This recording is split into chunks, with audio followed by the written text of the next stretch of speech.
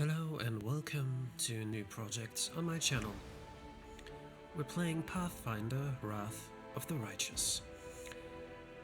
Yeah, I haven't been playing these kind of games on my channel for a long time. I think the only game I played like this was Baldur's Gate 3.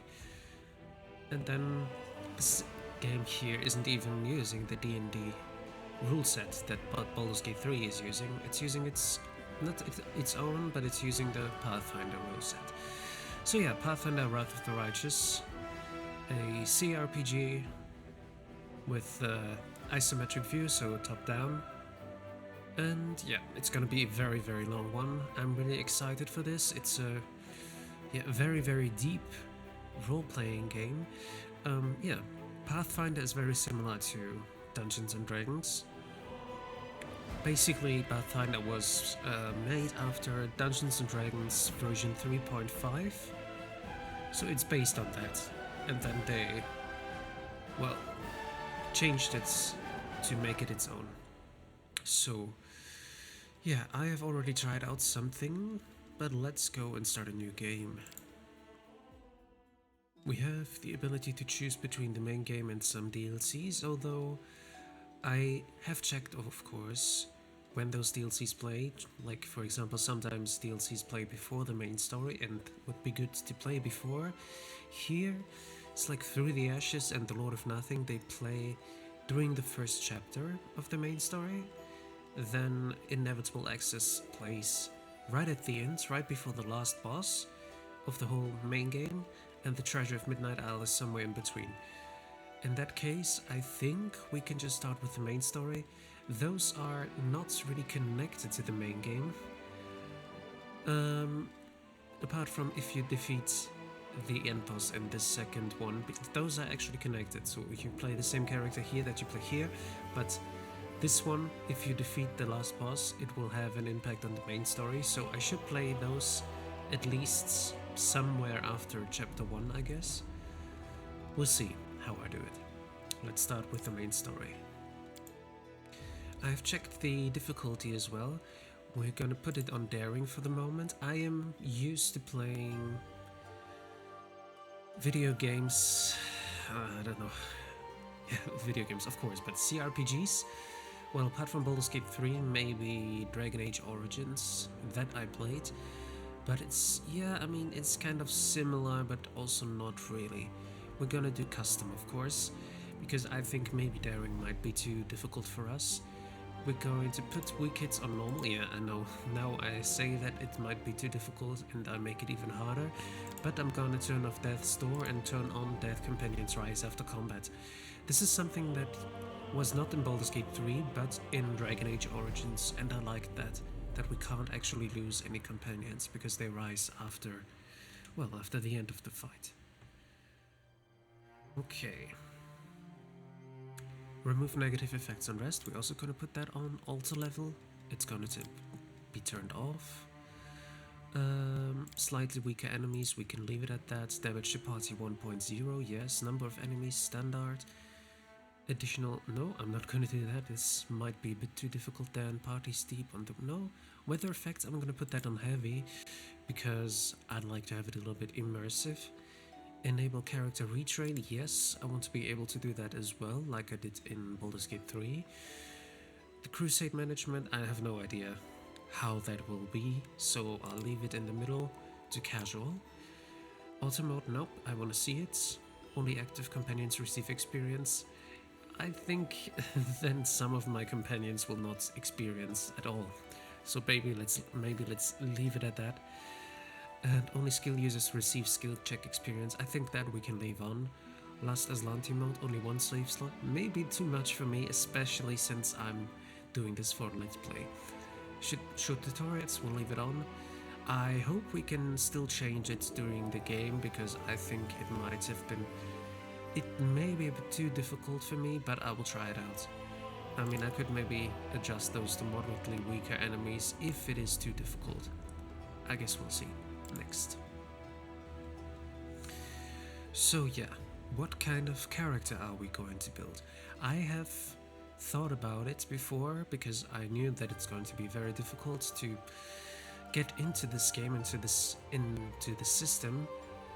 But I have decided on two builds that I want to try out. One is a min-max build where I'm just going full on critical hits and try to be as good as possible, and one which is a little bit more role-playing, which is the one that we're gonna play here now. I'm gonna show you in a second. Of course, we're gonna make a custom character. We have some pre-made characters here. It says here difficulty, but it's just about how much you need to learn about the character progression. And you have some, like, I don't know, it shows you how good the character is in certain areas, but I'm not quite sure what. Melee combat, ranged combat, control, magic, support, and defense. Alright, so let me go for a custom character anyways. So yeah, next. I have uploaded some portraits for me. Wrath of the Righteous Kingmaker. Oh, you could actually choose some from here as well. I didn't see those. Well, to be honest, when I checked, I didn't see those here. This is the one that I wanted to take. Guess what I have put here? It's exactly the same. I've tried with these two as well. However, I think I'll go with this one because he looks closest to myself because I have a beard. And this, by the way, is the one for the other campaign that I want to do. Maybe after I finish this one with bombs, yeah. So let's go for this one. If that's the case, let me just go and activate this one because why not? Yeah, makes sense because the character that we're gonna play is exactly how he is doing it here. Let's see. Yeah, let me go through the classes. Not all. I'm not going to go through all of the archetypes here. That would take a lot of time. But I can go through the classes. Also, we have a lot of prestige classes here, which, to be honest, this game is like immensely big, and I don't know how you would do it to actually read through all of this, so we're not doing that. So first, the Alchemist. Alchemist is an unusual class that employs a vast arsenal of handmade potions, extracts, elixirs, and even bombs. Bombs are a ranged area of effect weapon, the Alchemist's main weapon.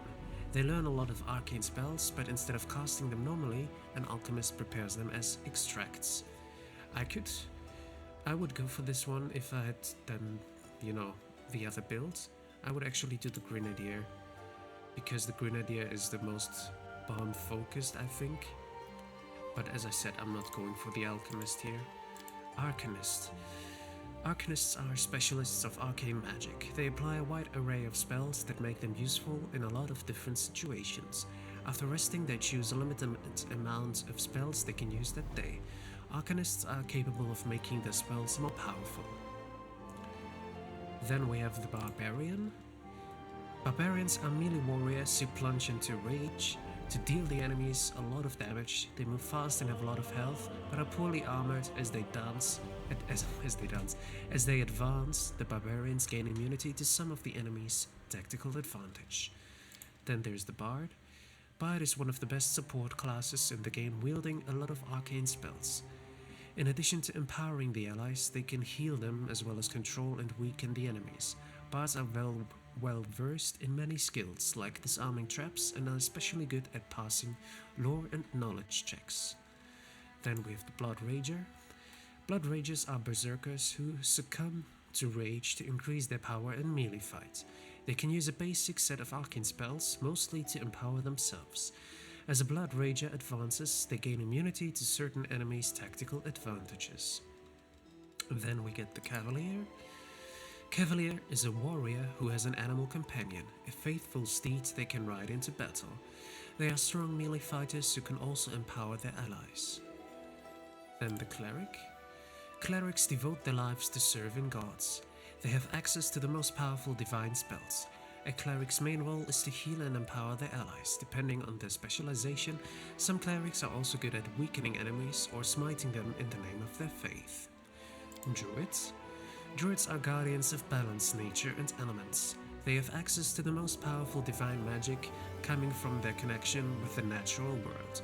In a battle, druids can empower their allies and animal companions, summon creatures to aid them, or control weaken enemies. Then we have the fighter. Fighters are adepts at physically damaging their enemies. They have access to a vast array of abilities which allow to turn them into either masters of melee fighting or deadly sharpshooters. Fighters are also great at employing armor and shields, which allows them to become reliable protectors for their allies. However, they are unable to use magic, and their weak willpower make them vulnerable to hostile magic. Then we get to the hunter. Hunters fight side by side with their animal companions. They can use both melee and ranged weapons, and employ some divine spells that let them empower themselves and their companions. Inquisitor. Inquisitors are the deity's weapons of retribution. They possess many divine spells, mostly using them to empower themselves and fight with a weapon favored by their deity. Depending on their specialization, an Inquisitor can be deadly in melee or ranged combat. Next is Kineticist. Kineticist is one of the most difficult classes to master. They are the masters of elements, capable of creating elemental blasts with almost no boundaries. These blasts can be devastating to the enemies. Magus. Magus is an arcane spellcaster who fights with a weapon in one hand and a spell in the other. They are very effective attackers thanks to a vast array of both offensive and defensive spells. However, playing this class takes a lot of attention and micromanagement. Next is the Monk. Monks are masters of martial arts, deadly in melee combat.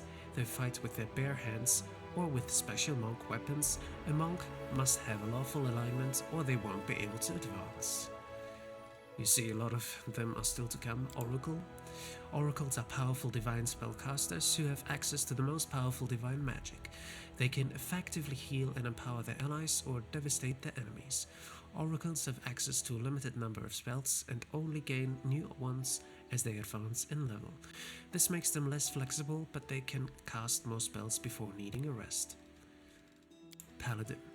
Paladins are fighting evil on the front lines. They are good at destroying especially powerful evil creatures. As they advance, they gain access to a small number of basic divine spells, focusing mostly on healing and empowering themselves and their allies.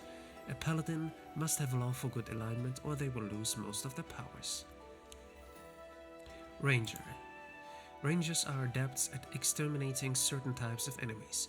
Rangers can become masters of any kind of weapon, depending on the combat style they choose. Thanks to their unique abilities, Rangers are some of the best dual-wielding warriors. Next on the list is Rogue. Rogue's main role in the party is dealing a horrendous amount of damage to enemies in melee combat. They don't have much health but can be hard to hit thanks to their high agility. Rogue also possesses a number of useful skills, from lying to picking locks and defusing traps. Shaman. Shamans are divine spellcasters who have access to the strongest spells of this type. Shaman has a great versatility in terms of customizing their build for the player's preferred style. Depending on their chosen specialization, a shaman can massacre enemies, support and heal allies, or control and weaken the foes. However, playing as a shaman is pretty difficult and is not recommended for the new players. Shifter. The Shifter class offers players a way to experience a shape-shifting character that is more martially inclined than a spellcasting druid. With each new level, the Shifter's powers grow in new and surprising ways, creating a character that thrives in battle, exploration and stealth. Skald. Skald is a combination of a furious fighter and an empowering ally. They usually fight in melee, can employ a limited number of spells, can heal and empower their party members. Their songs inspire battle rage in their teammates, making those who fight with weapons stronger. Slayer. Slayers can fight both in melee and ranged combat. Their main role is dealing large amounts of damage to enemies, however their defense is rather weak. Sorcerer. Sorcerers are powerful arcane spellcasters, very effective in combat. Unlike the other arcane spellcasters, they can use a limited array of spells, which makes them less flexible in various situations. However, they can cast more spells before they need a rest. That's the class we used in Baldur's Gate 3, War Priest. War priests apply both cold weapons and a vast array of sacred spells. They are effective in both offense and defense, can heal and empower allies, and have an ability to channel energy to heal or damage multiple targets. Witches are potent arcane spellcasters who can employ the strongest spells. They are especially good at controlling and weakening the enemies both with spells and unique magic abilities called hexes. Witches can also heal and empower their allies, though less effectively than some other classes. This is a difficult class to play for a newcomer. And last but not least, the Wizard. Wizards are powerful arcane spellcasters. They have a large array of different spells, which makes them useful in different situations. They can destroy or weaken their enemies or empower their allies. However, this versatility has its downside. The number of spells a wizard can cast per day is not very large. So basically what I want to try in this build, I would like to be an archery class person. I want to go with bows basically, but also with elemental damage. I would like to enchant my weapon, and for that there are 3 options, 2 of them in the ranger class, which would be the Flame Warden, the first one. Emulating the blazing phoenix, Flame Wardens sweep through the world like a selective forest fire, burning away corruption, evil, and those who cling to decay. Second option would be the Stormwalker. Rangers who walk in the tempest unafraid draw the power of the storm into themselves and become Stormwalkers. The bad side of this is, though, Flame Wardens can only use fire and Stormwalkers only use lightning, but I would like to have all of the elemental powers at my disposal, which is why I'm going for the third option, and it's a Magus, an Eldritch Archer. The Eldritch Archer rains magical attack down on her foes. Ranged spell combat. We get ranged spell combat, which means we can use our bow and use magic as well. That's what I'm going to do. Arcane Weapon. At first level, a Magus can expend 1 point from his arcane pool as a swift action to grant any weapon he is holding a +1 enhancement bonus for 1 minute. For every 4 levels beyond first, the weapon gains another +1 enhancement bonus to a maximum of +5 at 17th level. But the most important thing is at 5th level, the second paragraph. At 5th level, these bonuses can be used to add any of the following weapon properties: Flaming, Flaming Burst, Frost, Icy Burst, Keen, Shock, Shocking Burst, or Speed. And that's exactly what I want with my weapons. I want to use a bow, and I want to enchant the bow. Arcane Medium Armor. Alright, well, that's exactly the kind of character I want to play, so let's go to next. The race. Basically, because I have to say it again, I checked the builds before, and we basically need to play human because we need this feat trait here. We usually get 1 feat at the first level, but the human gets 2 feats, and we need 2 feats, otherwise we'll have problems hitting someone at the beginning, and I would like to avoid that. We also have elves here, dwarves, gnomes, halflings, half-elves, half-orcs, ASMR, which have different kind of ASMRs actually, tieflings, Oriat, Dhampir, and Kitsune. Kitsune also have different ones. Let me see, at Dhampir as well. Yeah, but the other ones are just one version of them. So let's go with human. Background selection. Let me check what they have. We have the Craftsman, Weapon Proficiency Scythe, Lumberjack gets weapon proficiencies. Basically the Magus has already weapon proficiencies with martial weapons, because he needs to use a bow, and the bow is a martial weapon, so we don't need any martial weapon proficiency or any weapon proficiency at all. So let me check if we get something else. Buckler proficiency, what is this? Become proficient with bucklers. Ah, that's just the kind of weapon. Okay, not needed.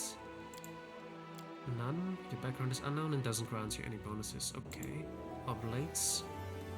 Acolytes gets persuasion and lore to the list of her class skills. Healer, lore and lore.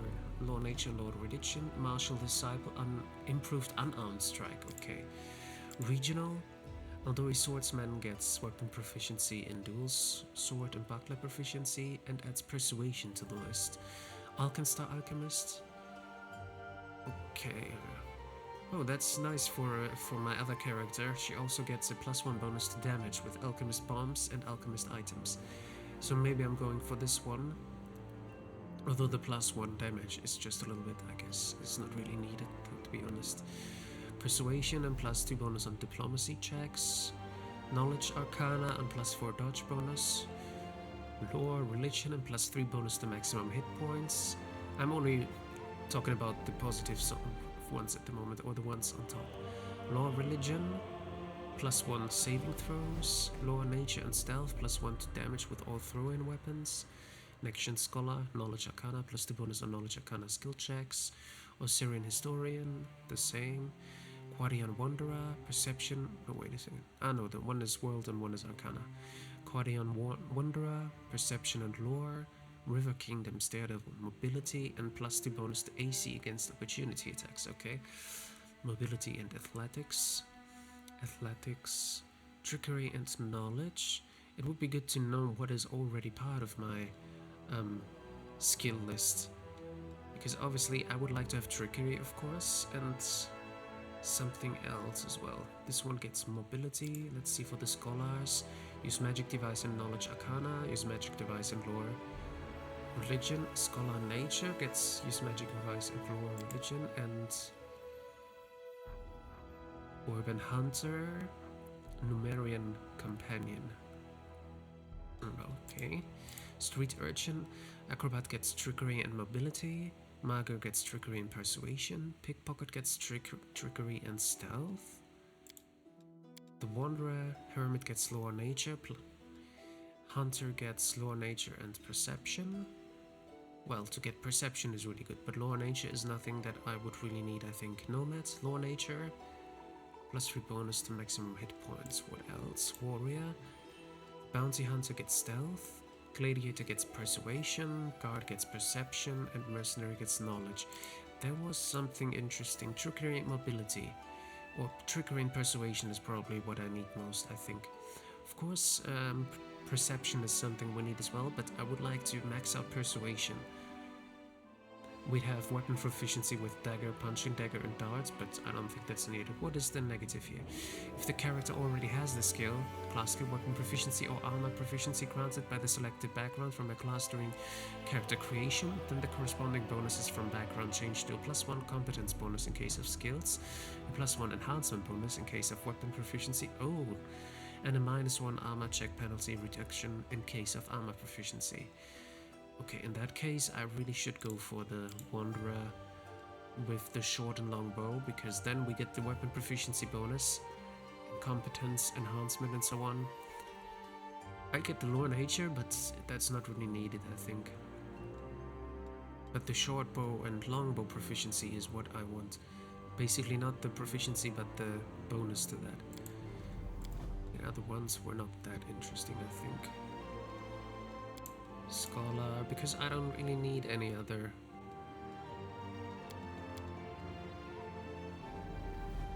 I mean, if there was like Persuasion and something else, that would be amazing.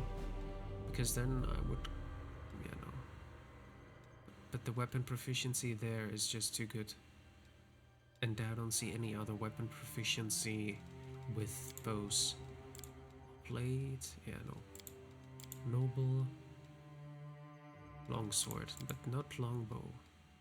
Yeah, that means I really gotta go for the Wanderer Hunter, because there's nothing else that gives me bow proficiency. So Wanderer Hunter next. Now here we are. My ratio bonus shall go to Dexterity, because Dexterity is what we need most in hitting and doing damage. Unless we use apparently composite bows, which add the Strength modifier to damage, but I don't want to do that. I want to dump Strength, actually. Let me go ahead and put everything to 8 for the moment. Actually, I can put everything to the lowest possible for the moment, because then we have 49 points, and I would like to have dexterity up to 20, which is the most important. Then I would like to have intelligence because of our spells, and because we get more skill points the higher intelligence is. So let me put that to 16. And then I would like to have constitution at least at a moderate 12 to get a +1. And everything else I think we can just balance out to, well, let me put charisma to 10. Yeah, let's go and do it like this. Because wisdom, law, nature, law, religion, perception though is the only thing that would be bad, but yeah. Perception represents character's acuity of your senses, allows you to notice fine details, see danger coming, and tell if people are behaving suspiciously. Here are examples where you apply a character's perception skill to notice traps and hidden objects. Yeah, that is really good for us, so I think I should be cautious with this one. What is strength? That goes with athletics. If I put like this, strength 8 would just be -1 in athletics. And here, perception would at least be at 0. That would be something. So yeah, I think we can go like this. I will just have to be careful to get my perception up, and athletics at least on a moderate rate. I don't think I need athletics that much. But yeah, because athletics is probably... Yeah, athletics represents the character's talent at deeds of physical prowess, such as leaping or scaling walls. Here are examples where you apply a character's athletic skill to move a heavy object, climb an obstacle, jump. Yeah, I will definitely get this up with my skills, so that's how we're going to do it. Strength 8, Dexterity 20, Constitution 12, Intelligence 16, Wisdom 8, and Charisma 10. I leave Charisma at 10 because I really need Persuasion and use Magic Device for the future. Use Magic Devices for... yeah, I can read it. Use Magic Device skill represents character's talent at activating magic items, even if you're not otherwise trained in their use. Here are examples where you apply a character's Use Magic Device skill to activate wands and scrolls that you would normally be unable to use. Yeah, this is why I need it. So yeah, let's go for it. And here we are with our skill points. We have 5 skill points each level, unless we get more points in intelligence, of course. And most important are persuasion, perception. I would like to go to trickery as well. And use magic device. One more we have left. And that will go into... well, let's get athletics at least up to +3. Alright. Yeah, I would like to also max out or try to put as many points into mobility, trickery, yeah, and maybe those 2 knowledge ones because they are part of our list. Stealth is not really that important for me because I'm not going for stealth in this build. Law, religion, and nature also not very important, but the rest is all important, alright. Now we get to the feats, and now we get to what I said before. Basically, I'll go for point blank shot first. You get a +1 bonus on attack and damage rolls with ranged weapons at ranges of up to 30 feet. And we're doing that because that is a prerequisite for precise shot. You can shoot or throw ranged weapons at an opponent engaged in melee without taking the standard -4 penalty on your attack roll. Basically, the way this game handles it, if there is a person, any character engaged in melee, and with one of your companions, and you try to hit them with a ranged attack, you could technically, if you're not careful, hit your companion. And you don't want that, of course. So, you get a -4 penalty on hitting that person, because you could technically hit your companion. That's the difference to Dungeons and Dragons, I think. There you just get a bonus for flanking if you put points into it, if I remember correctly. Could be wrong, but that's what I think. But if we're taking precise shots here, that's why we negate this penalty, or that's how we negate this penalty. And that is why I needed 2 feats, because otherwise we would have to wait until level 3 to actually get precise shot. The other ones we will go through once we're there. We have 6 spells to take. We have also, like, can I take a look? Yeah. We have those spells here, which are cantrips: Acid Splash, Disrupt Undead, Light Stays, Flare, Ray of Frost, Dismiss Spell, Ignition, and Touch of Fatigue. And we have level 1 spells, 6 of them that we can choose now for the Magus. Or are these... I think these are level 1 spells, right? Or are these also cantrips? I think those are level 1 spells, yeah. So Magic Missile is the most important one? Yeah, level 1. Because that one, at least in Dungeons and Dragons, it is a... well, you cannot avoid it. And this here, a missile of magic energy darts forth from your fingertip and strikes its target, dealing 1d4 plus 1 points of force damage. Alright. So basically the same, I think. Alright, what else can we do? Magic weapon? I think that's not necessary because we can do that anyways, I think. We already have that one. But I can do that with another person actually. So why not do it also on other people's weapons? Then shield is important to get some extra defense. True Strike would be good to get some extra intuitive insight before we attack someone. Then Expeditious Retreat is nice because we're faster. That's always good, I think. And apart from that, one more. Well, we have taken like... let's take one more attack. Maybe Snowball, Cold Damage, or Shocking Grasp.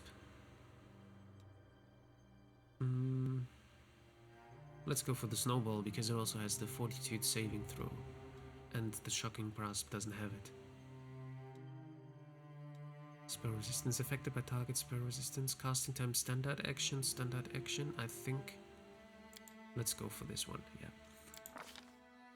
Deity section. This one is, I think, purely for your alignment. Since my character, I want to go a specific way, so I have to go with neutral good or chaotic good. I want to go with neutral good, and for that we'll have to go and check who has neutral good. Apsu, for example, has neutral goods. And what else do we have? Neutral good. Lystra is not neutral goods. Caden Kalian has neutral good. Favorite weapon Rapier. I think that only gives me weapon proficiency and nothing else, and it doesn't say that we get something extra, so that's not really needed here. Desna is neutral good. Erasteel has the longbow as favorite weapon, which, as I said, doesn't really help us. But we have neutral good here, so that's probably what I'm gonna take. Anyone else has neutral good? Ghost Ray has neutral good. Green Faith has neutral good. You see, this one I cannot take because I'm not... I would probably be able to take it, but my alignment would have to go evil then. Yomede, Longsword, and neutral good is possible. Then Nethys has neutral good and the Quarterstaff. Pharasma has neutral good and the Dagger. Sarin Ray has neutral good and Scimitar.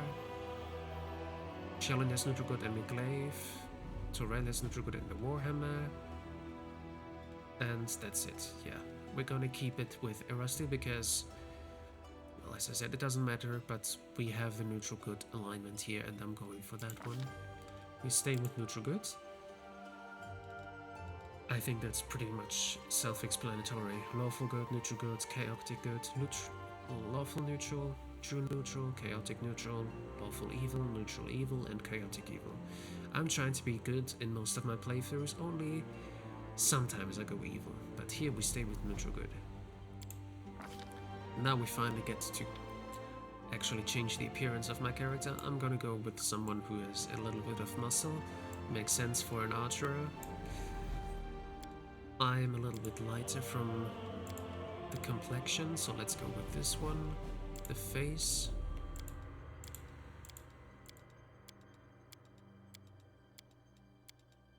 I think I'll go with number 3. Scars.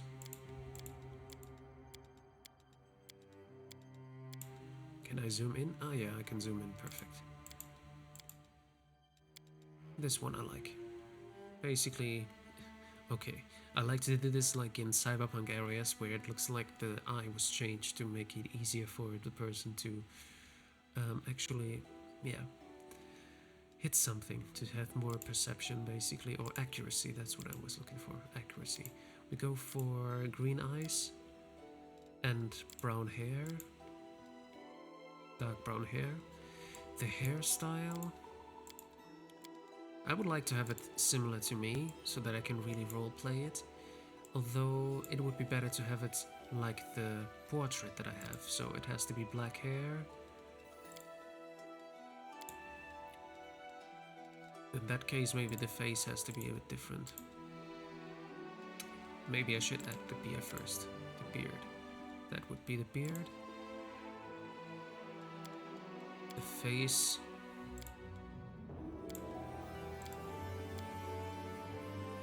I think that fits best.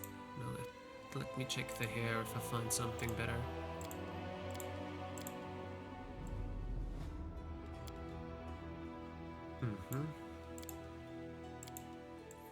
Well, he kind of has a bit longer hair on the portrait.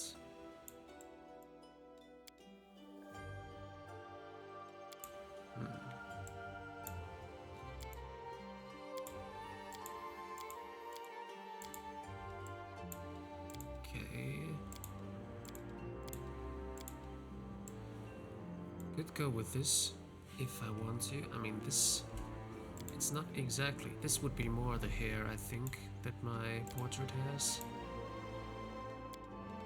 This is too short. This one would work because it would be bound and bound back.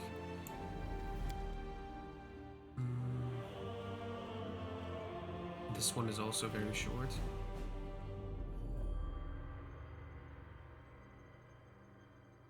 Okay. I'm quite unsure what to take. Maybe I'm still going for...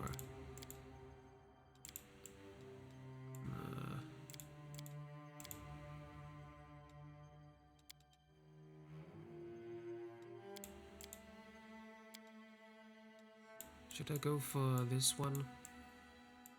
I think I'll go for this one. This looks like the portrait, basically.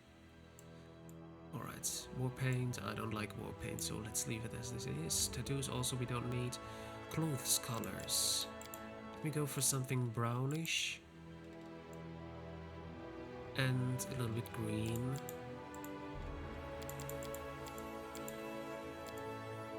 Maybe the other way around.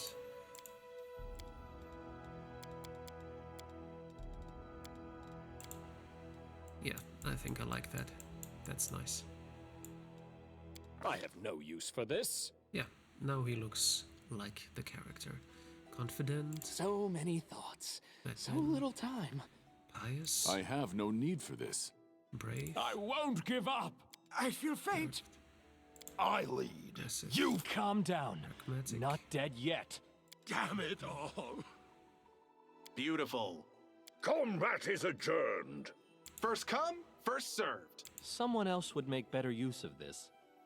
Let me go with pragmatic. I think that fits my character. Now the name. Oof. It usually takes me an eternity to find the correct name. What do I take then?